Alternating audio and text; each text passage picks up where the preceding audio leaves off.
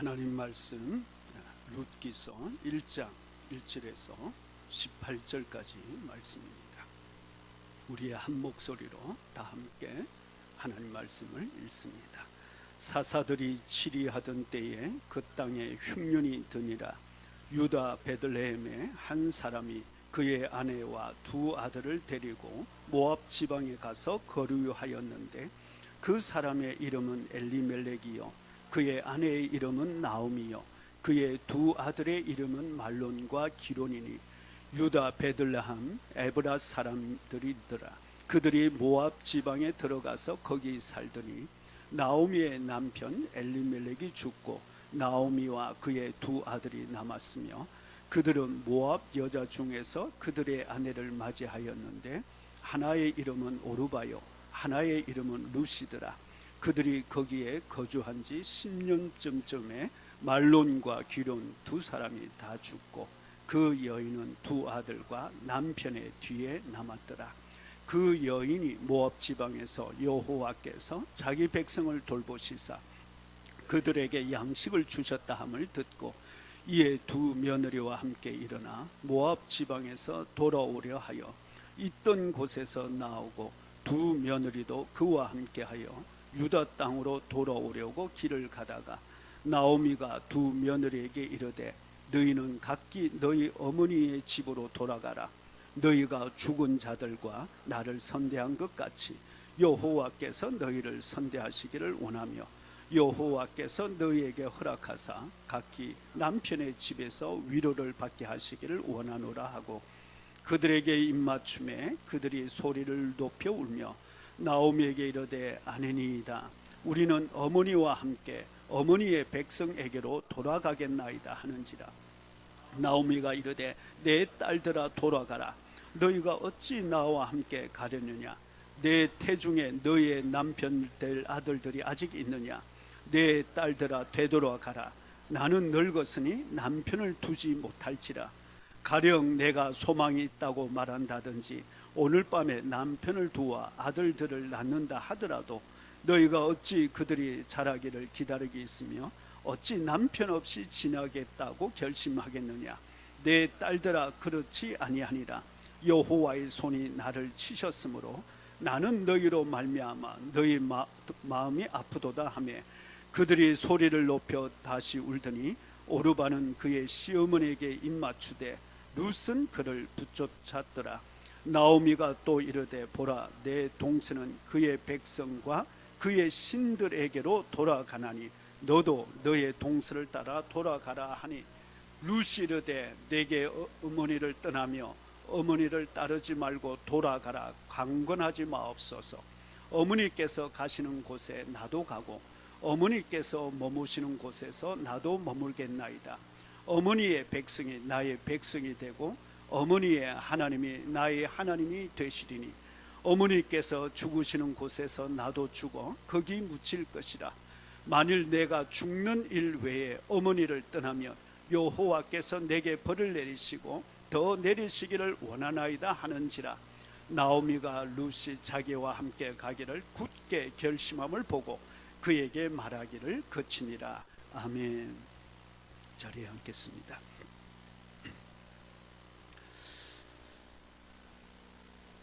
하나님 아버지, 사랑하는 어머니를 저희들에게 보내주시고 또 어머니가 나의 어머니가 되게 해주셔서 감사합니다.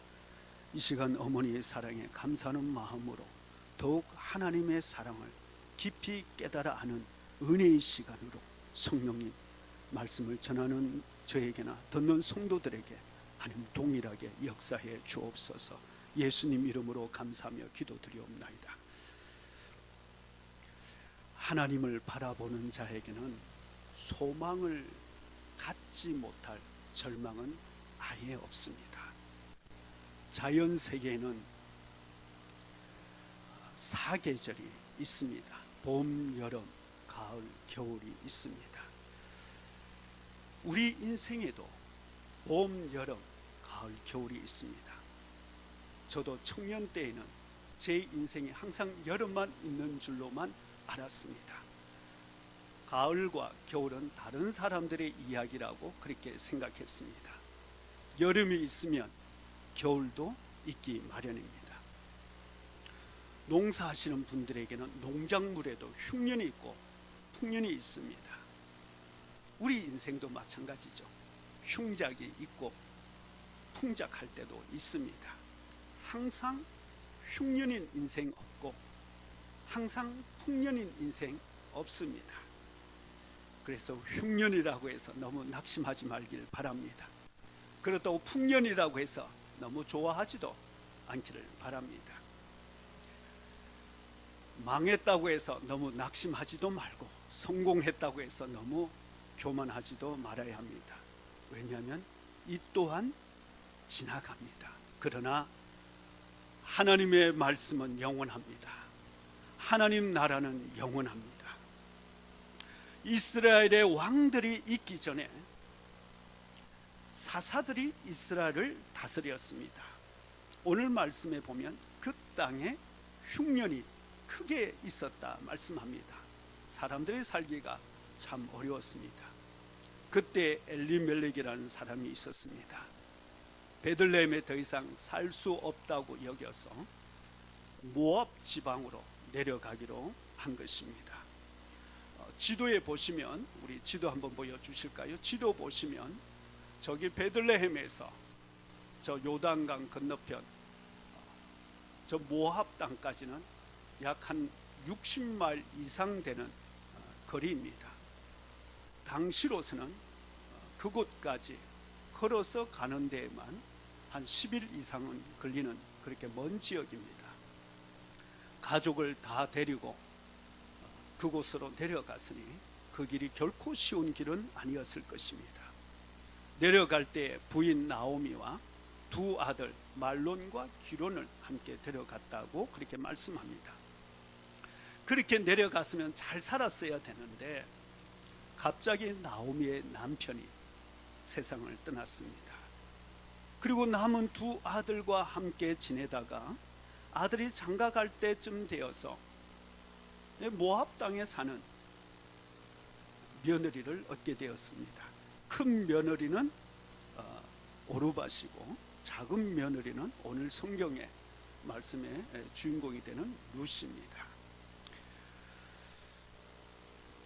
그런데 10년 정도쯤 되었을 때 오늘 성경에 보면 참 있어서는 안 되는 안타까운 소식을 듣습니다.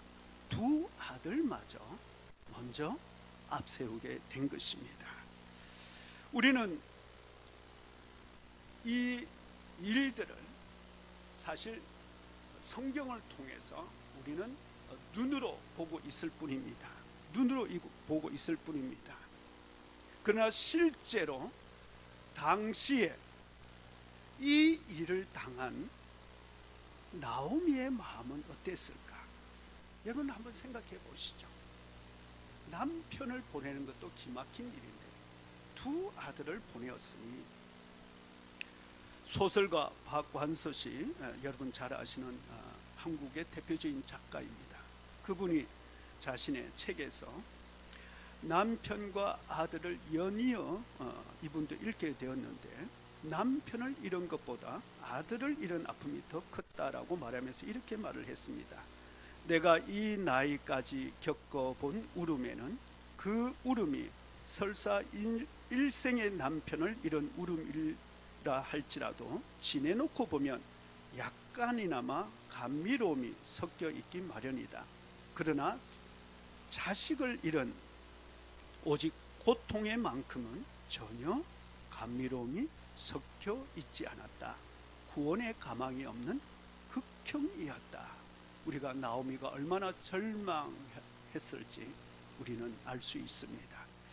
소망이라고는 한 조각도 건질 수 없는 그런 상황이었던 것이죠. 여러분, 룻기스를 읽을 때 엘리멜렉 또 그의 가족이 베들레헴을 떠났기 때문에 엘리멜렉이나 두 아들이 죽었다라고 여러분 그렇게 말하지 말아야 됩니다. 왜냐하면 누구에게나 찾아올 수 있는 흉년이고 누구에게나 있을 수 있는 아픔이고 누구에게나 있을 수 있는 절망이기 때문에 그렇습니다. 그런데 바로 그때에 나오미가 소식을 듣습니다. 하나님께서 베들레헴에 있는 자기 백성들을 돌보셨다는 이 이야기를 듣게 되었습니다. 그것이 6절 말씀에 기록되어져 있습니다. 우리 함께 한번 읽을까요? 그 여인이 모압 지방에서 여호와께서 자기 백성을 돌보시사 그들에게 양식을 주셨다 함을 듣고, 저는 이 구절을 읽는데 마치 제가 어렸을 적에 저 시골 저 멀리 교회 종탑에서 종소리가 들리는 바로 그런 것을 저는 느꼈습니다. 나오미가 이 소식을 듣자마자 더 이상 자기가 머무는 곳에는 있어서는 안 되겠다 생각하고 베들레헴으로 올라가기 시작한 것입니다. 여러분, 그렇습니다. 새로운 변화를 위한 믿음의 결단, 믿음의 그 첫걸음, 그 행동이 중요합니다. 특별히 하나님을 경외하기로 그 믿음의 그 첫걸음은 여러분의 인생을 축복으로 옮겨 놓습니다. 베들레헴에 올라간다고 모든 문제가 해결됩니까? 베들레헴에 돌아간다고 해서 지금까지 있었던 모든 문제가 다 사라지는 것입니까? 여전히 남아 있습니다. 베들레헴에 간다고 해서 누가 반기는 사람이 있습니까? 어디에 머물러야 할지, 어떻게 살아야 할지 아무것도 알 수 없는 불확실한 내일만 기다리고 있을 뿐입니다. 여기에 나오미를 더 힘들게 했던 것은 자기를 알았던 사람들의 그 동정 어린 눈빛, 수군거림, 아마 이것이 더 견디기 힘들었을 것입니다. 그래서 20절 말씀 보면 나오미라고 반기는 사람들에게 이렇게 말을 합니다. 나오미가 그들에게 이르되 나를 나오미라는 뜻은 즐거움이라는 뜻입니다. 행복이라는 뜻입니다. 나를 나오미라고 부르지 말고 나를 마라, 쓴맛, 괴로움이라 부르라. 이는 전능자가 나를 심히 괴롭게 하셨다라고 그렇게 말하고 있습니다. 그러나 저와 여러분, 우리에게 어떤 불확실이 있을지 또 어떤 쓴맛이 있다 할지라도 우리는 새로운 변화, 하나님께서 우리 인생을 향한 그 축복을 온전히 누리기를 원한다면 믿음의 결단을 하셔야 합니다. 하나님께로 돌아가야 하는 것입니다. 물론 교회에 나가서 예배 한 번, 두 번 드렸다라고 해서 세상이 바뀌지 않습니다. 우리 인생의 문제, 가정의 문제가 한꺼번에 변화되지는 않습니다. 그러나 그 고난과 어려움 속에서도 우리가 하나님을 붙들고 있으면, 하나님만 의지하는 자에게는 루키스에서 반복해서 나오는 단어처럼 우연 속에서 감추어진 하나님의 축복을 여러분들이 반드시 보게 될 것입니다. 나오미는 베들레헴에서 하나님께서 자기 백성들을 돌보셨다는 이 소식을 들었을 때 더 이상 이곳에 머물러서는 안 되겠다는 것을 깨달은 것입니다. 그리고 베들레헴으로 돌아가는 것 외에는 다른 길이 없었습니다. 그러나 베들레헴으로 돌아갈 때 어두운 새벽에 그 미명에 아침의 해가 서서히 밝아오는 것처럼 베들레헴으로 돌아가는 자에게는 그 아침의 해가 비춰오기 마련입니다. 여러분, 저와 여러분들에게는 이미 하나님의 구원의 빛이 비추고 있습니다. 그 빛으로 나오십시오. 이미 하나님의 은혜와 하나님의 모든 선하심은 저와 여러분들에게 함께하고 있습니다. 그 하나님을 붙드시길 주의 이름으로 축복합니다. 그래서 새벽이든 밤이든 하나님께로 나아가는 사람이 복이 있는 것입니다.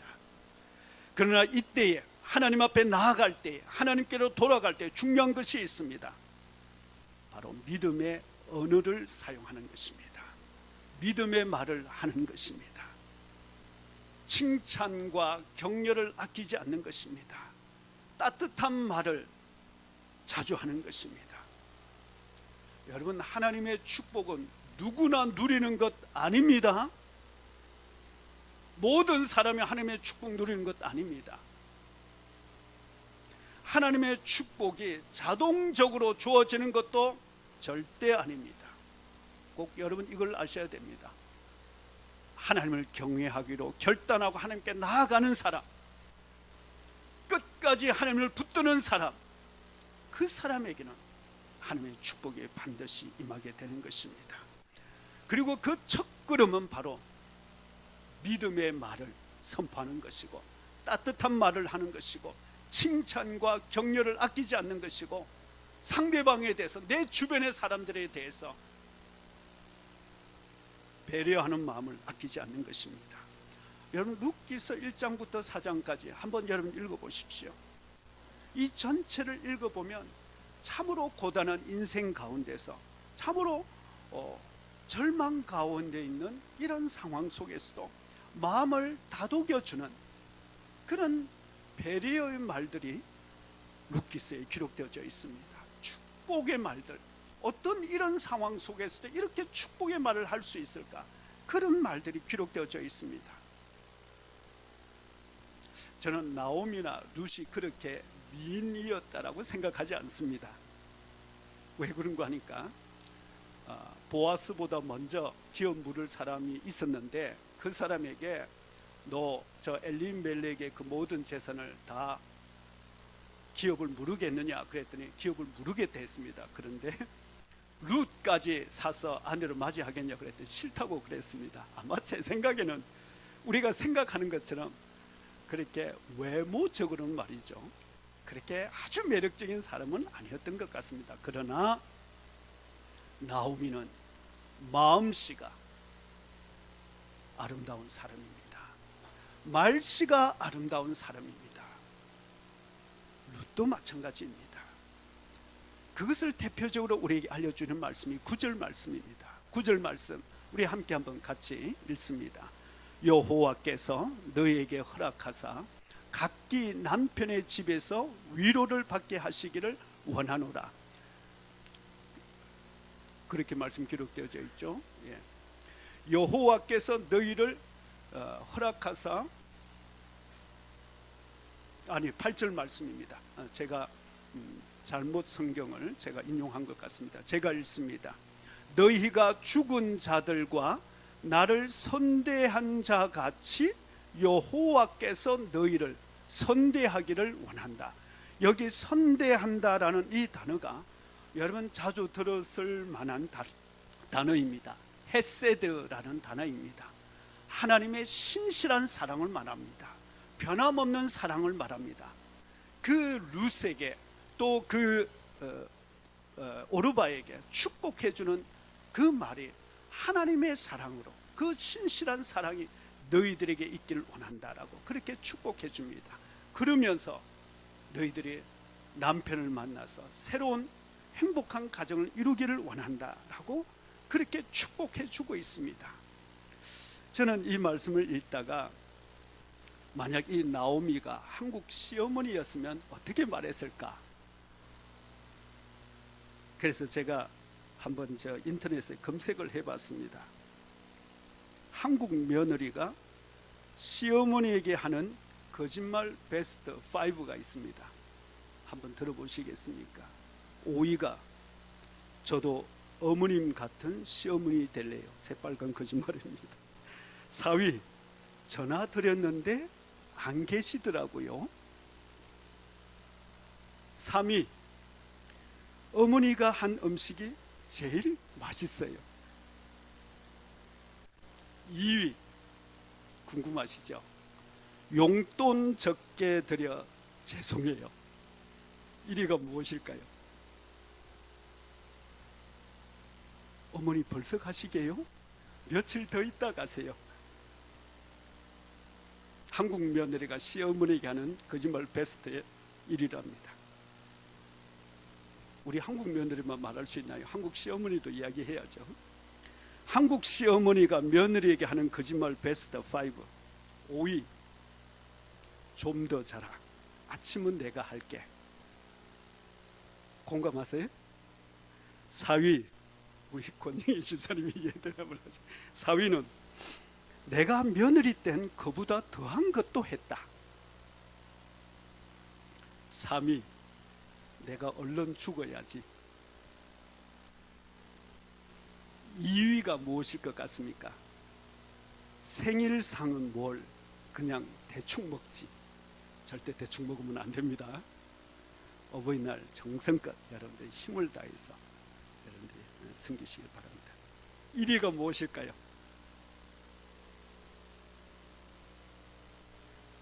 아가야, 난 널 딸처럼 생각한단다. 여러분, 시어머니인 이 나오미의 말만 아름다운 것이 아닙니다. 루시, 그 어머니에게 하는 말도 참 아름답습니다. 1장 16절 말씀 우리 함께 한번 같이 읽습니다. 루시 이르되 내게 어머니를 떠나며 어머니를 따르지 말고 돌아가라 강건하지 마옵소서. 어머니께서 가시는 곳에 나도 가고 어머니께서 머무시는 곳에서 나도 머물겠나이다. 어머니의 백성이 나의 백성이 되고 어머니의 하나님이 나의 하나님이 되시리라. 루스의 이 말은 사람에게 하는 것이 아니고 하나님 앞에 하는 믿음의 결단의 고백입니다. 그러면서 그 어머니에게 하는 일종의 서약과 같은 그런 말입니다. 룻은 말만 하는 것으로 그렇게 그치지 않았습니다. 어머니를 살뜰하게 돌봐주었습니다. 예를 들면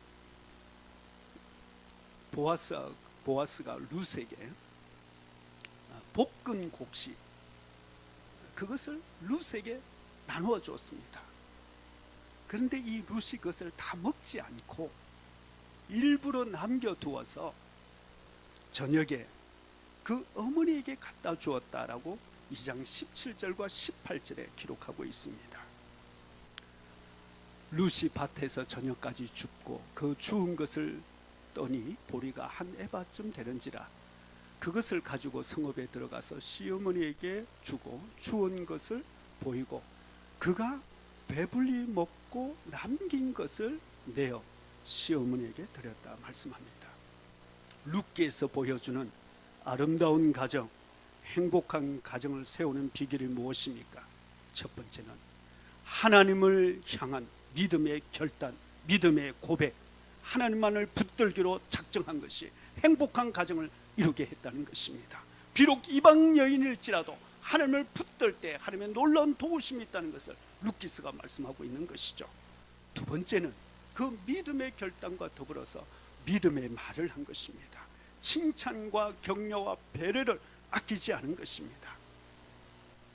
여러분, 이런 믿음의 결단, 이런 믿음의 언어, 칭찬 말이 있을 때 결코 가정은 무너지지 않습니다. 오히려 그곳에서 더 큰 감사를 여러분들이 보게 될 것입니다. 어떤 한 남편이 자기 부인에 대해서 일평생 잊을 수 없는 고마운 일을 이야기한 적이 있습니다.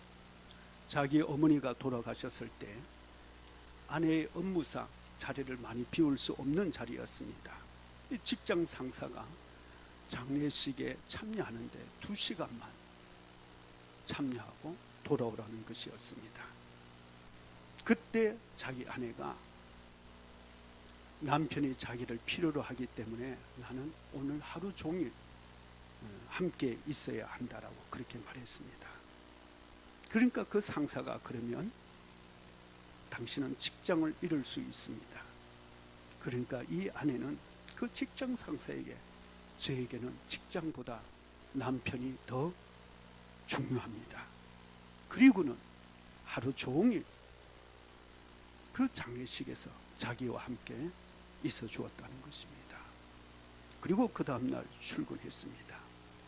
이 일이 평생에 잊을 수 없는 자기는 큰 선물이었다고 합니다. 아내가 어떻게 되었을까요? 직장을 잃었을까요? 그러면 제가 이 말씀을 여러분들과 나누지 않죠. 오히려 그 직장 상사가 직장을 떠나게 되고 자기 아내가 그 상사의 자리로 승진하게 되었다는 것입니다. 가정을 아름답게 행복하게 만드는데 꼭 많은 돈이 필요한 것 아닙니다. 높은 지위, 좋은 교육이 필요한 것 아닙니다. 칭찬해주고 인정해주고 따뜻한 말, 가슴에 와 닿는 말을 해줄 때 가정은 아름답게 세워집니다.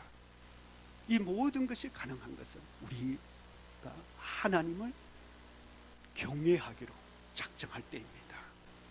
하나님을 사랑하기로 작정할 때입니다.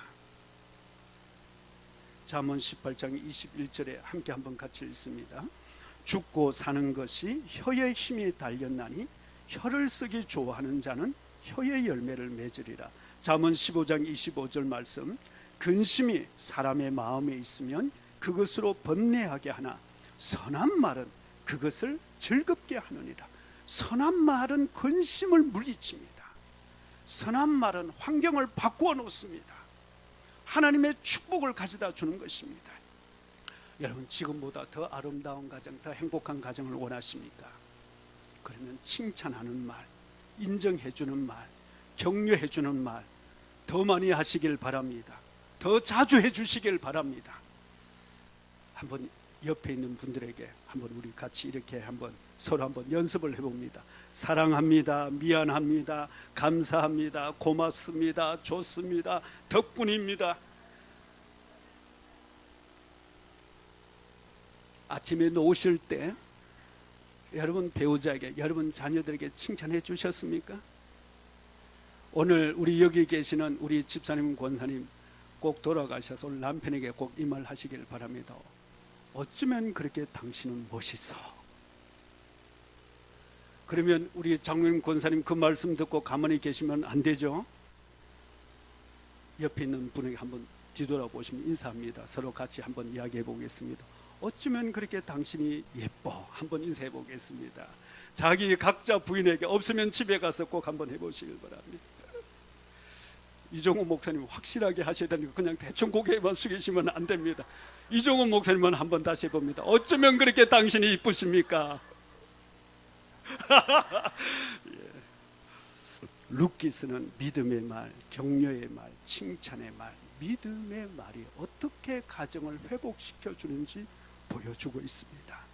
그런데 이 작은 믿음의 말, 칭찬의 말이 결국은 다윗의 왕을 낳는 축복을 보여줬다는 것이 루키스의 말씀입니다. 그리고 이 룻의 가정을 통해서 온 세상에 구원을 가져다 주는 축복의 문이 되었다는 것을 우리는 신약 성경을 통해서 우리는 보게 되는 것이죠. 말씀을 우리가 어떻게 살아야 할까요? 가정을 세우는 가장 기초 바른 라인은 무엇입니까? 하나님을 경외하는 것입니다. 적당하게 하나님 경외하는 것 아닙니다. 힘을 다하고 목숨을 다하고 뜻을 다해서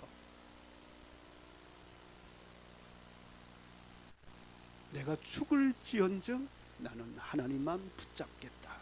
떠나지 않겠다.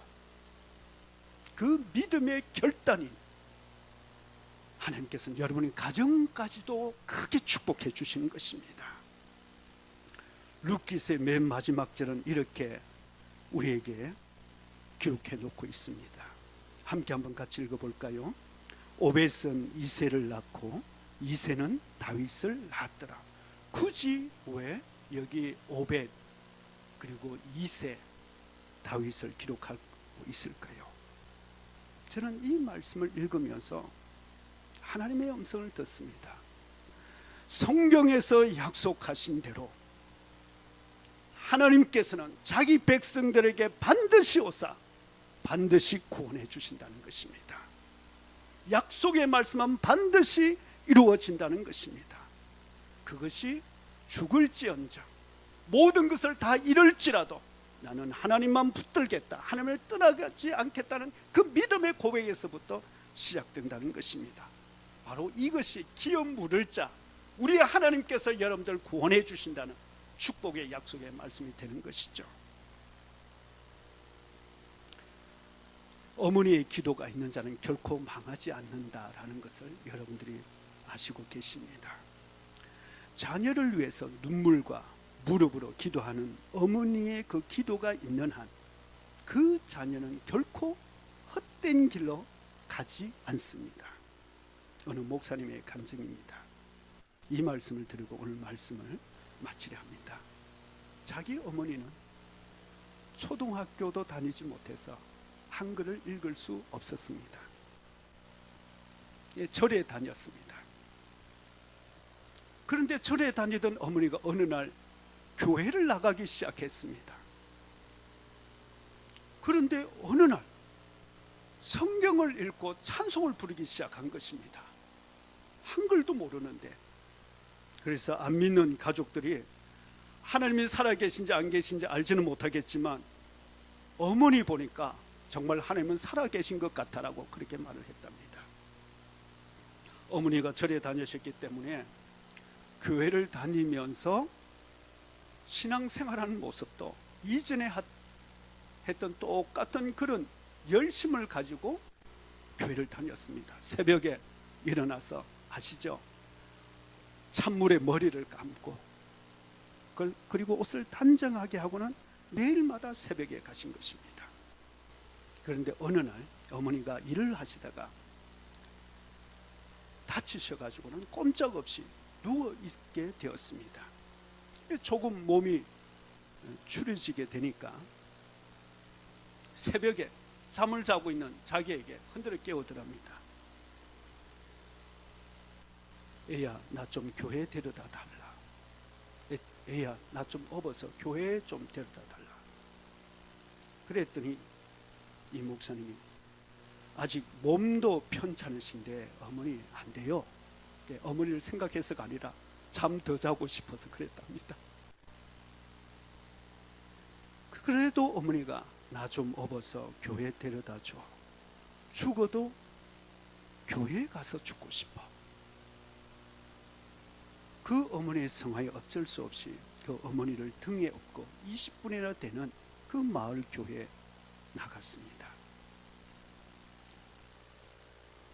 어머니를 등에 업고 가는 그 아들, 힘든 생각보다도 자기 등에 업힌 어머니는 교회 간다는 이 한 가지 때문에 기뻐가지고 내 주를 가까이 하게 함은 십자가 짐 같은 고생이나. 저는 음이나 박자도 맞지만 어머니는 음도 박자도 다 틀리지만 그 등에서 업혀서 즐거워하는 것이었습니다. 그렇게 어머니와 함께 새벽 기도에 하루 이틀 참여하게 되었습니다. 그러다가 큰 은혜를 받았습니다. 그러는 중에 이 목사님이, 그때는 목사님 되기 이전이죠, 군대에서 징집 명령을 받고 우리 남자들 한들 군대에 다 들어가게 되었습니다. 군대 생활 다 해보셨죠? 저도 했습니다. 고참 바로 위에 있는 고참이 제일 힘들게 합니다. 이 목사님도 바로 위에 있는 고참이 너무 괴롭혀서 너무 힘들게 해서 어느 날 새벽 가까이 야권 그 보초 서고 들어오는 길에 그 자기 바로 위에 고참이 있는 그 침상에 가서 그 대금을 뽑아가지고 머리 위에 내려치려고 하는데, 내려치는 순간에 어머니의 얼굴이 그 고참의 모습 속에서 보이더랍니다. 그래서 고개를 저고는 다시 한번 내려치려고 하는데 새벽 4시 반이면 꼭 새벽 기도 가시는 그 어머니의 모습이 그 얼굴에 보이는 것입니다. 그래서 포기했답니다. 그리고는 제대하게 되었습니다. 그리고는 지금까지 자기가 하나님 은혜로 살고 있다라고 그렇게 말을 했습니다. 만약 그때 내가 어머니를 따라서 새벽 기도에 가지 않았더라면, 새벽에 기도하는 어머니의 모습이 보이지 않았더라면 나의 인생은 어떻게 되었을까? 생각만 해도 끔찍하다는 것입니다. 어머니의 그 죽기를 작정하고 엎드린 그 새벽 기도가 자기를 살렸다는 것입니다. 무너진 가정, 소망 없는 가정일지라도 하나님을 붙드는 사람에겐 소망이 있습니다. 빛이 있습니다. 구원이 있습니다. 하나님의 축복이 있습니다. 하나님 우연과 같은 기막힌 도우심이 있습니다. 여러분, 오늘 어머니 주를 맞이하여서 다시 한번 우리 어머님께 감사하는 마음 아끼지 않으시길 바랍니다.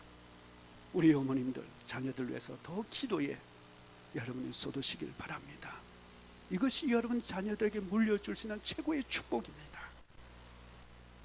사랑하는 배우자에게 칭찬과 격려의 말, 인정해 줄 말 아끼지 않기를 바랍니다. 축복은 하나님께로부터 옵니다. 그 축복이 하나님의 사람을 통해서 흘러오는데 남편과 아내와 어머니와 자녀를 통해서 흘러옵니다. 그 축복의 통로를 여러분 막지 마세요. 활짝 열어주세요. 칭찬으로 열어주세요. 격려로 열어주세요. 하나님께서 여러분들 큰 기쁨으로 하나님 앞에 감사 찬송하게 하는 그 날들을 여러분들이 반드시 살게 하실 것입니다. 이 시간 함께 오늘 말씀을 기억하고